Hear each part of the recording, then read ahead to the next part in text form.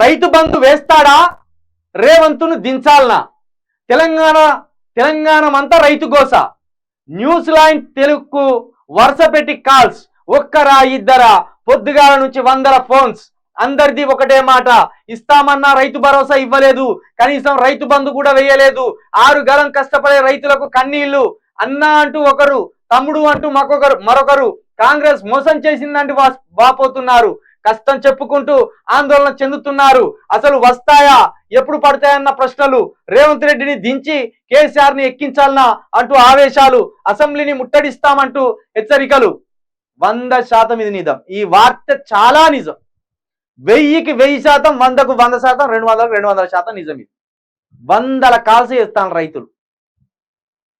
అసలు ఇందులో కాంగ్రెస్ కుట్ర ఏందంటే, రేవంత్ రెడ్డి కుట్ర ఏందంటే, ఎవరెవరైతే ఏ రైతులైతే బీఆర్ఎస్ కు ఓట్లేసిందో వాళ్లకు కట్ చేసింలేమో అనే అనుమానం వస్తుంది నాకు.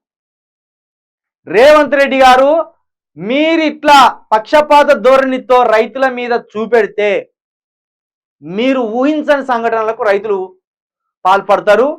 అక్కడి దాకా తెచ్చుకోకండి అని మా మనవి. చంద్రబాబు నాయుడు ఇదే బషీర్బాగ్ వద్ద ఆనాడు విద్యుత్ అడిగిన రైతులను గుర్రాలతో దొక్కిచ్చిండు, కార్లతో గుద్దిచ్చిండు. మరి ఆయన వారసుని అవుతావా నువ్వు? ఆ సంఘటన తర్వాతనే ఆయన అధికారం కోల్పోయిండు. రేవంత్ రెడ్డి ముఖం చూసో లేకపోతే కాంగ్రెస్ ముఖం చూసో ఓట్లు వేయలే ఇక్కడ ప్రజలు. కేవలం కేసీఆర్ మీద కోపంతో వేరే దిక్కు లేక నీకు ఓట్లు వేసిండు. ఇది మర్చిపోవద్దు. కేవలం కేసీఆర్ మాకు గుండెల్లో పెట్టుకొని మేము కేసీఆర్ని తల మీద పెట్టుకుంటే మా బాధలు చూడకుండా మాకు దూరమైండు కేసీఆర్ అనే ఒకే ఒక్క కోపంతో కాంగ్రెస్ వైపు చూసిండు ప్రజలు. అంతేగాని రేవంత్ రెడ్డి పెద్ద విజనర్ అనో, రేవంత్ రెడ్డి తెలంగాణ కష్టాలు తీరుస్తాడనో, కాంగ్రెస్ వాళ్ళు సొక్కం పోసలనో, వాళ్ళకి అవినీతి మరికే లేదనో, వాళ్ళకి అవినీతి అంటేనే ఆవిడ దూరం ఉరుకుతారనో కాదు. మిమ్మల్ని మించిన దొంగలు లేరని తెలంగాణ ప్రజలకు తెలుసు. కానీ ఒక అవకాశం వీళ్ళకి ఇస్తే కేసీఆర్ సిట్ రైట్ అవుతాడు అనే ఆలోచనతో ఇచ్చిండ్రు. మరి మీరు ఇట్లనే చేసుకుంటా పోతే ఇక రైతులు అన్నంత పని చేస్తారు. తెలంగాణ అంత రేవంత్ను ఉంచాలనా దించాలనా, ఇక్కడికి అత్తది పని. అసెంబ్లీని ముట్టడించడం వాళ్ళకి కొత్త ఏం కాదు. రైతులకు అసెంబ్లీలో లోపలికి పోయి గుంజుక రావడం కొత్త ఏం కాదు రైతులకు. రేవంత్ చంద్రబాబు నాయుడు లాంటి నియంతనే కిందికి దించి తరిమి పంపేసిండ్లు.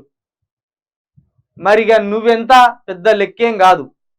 ముందు అసలు ఈ రైతులకు ఎందుకు ఆపిండ్లు? నేను ఇంతకుముందే చెప్పిన, ఏ జిల్లా, ఏ నియోజకవర్గం, ఏ మండలం, ఏ గ్రామం ఎవరెవరికి వల్లేదు రైతు బంధు. మీరంతా కూడా వాట్సాప్కు పెట్టండి.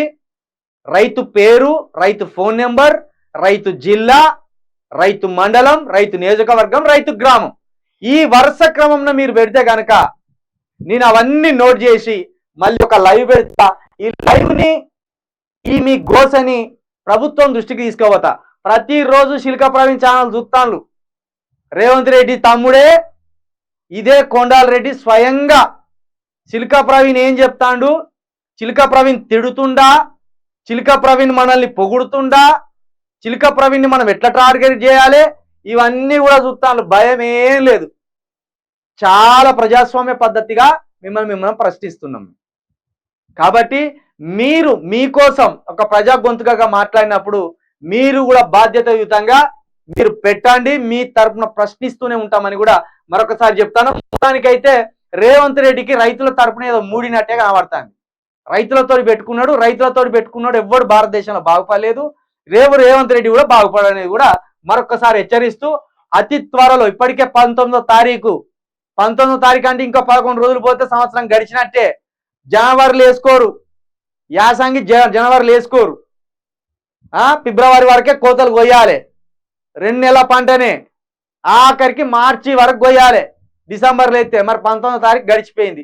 ఇక ఎప్పుడు వేయాలి, ఎప్పుడు కొయ్యాలి.